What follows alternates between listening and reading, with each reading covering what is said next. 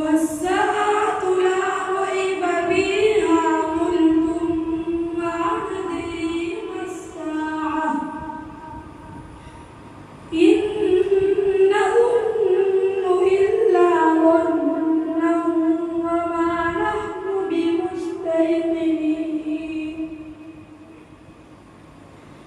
وبدا لهم سيئات ما عملوا وحاق بهم ما كانوا به يستهزئون وقيل اليوم ننساكم كما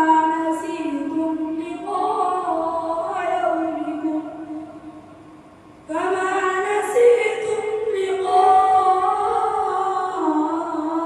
يومكم هذا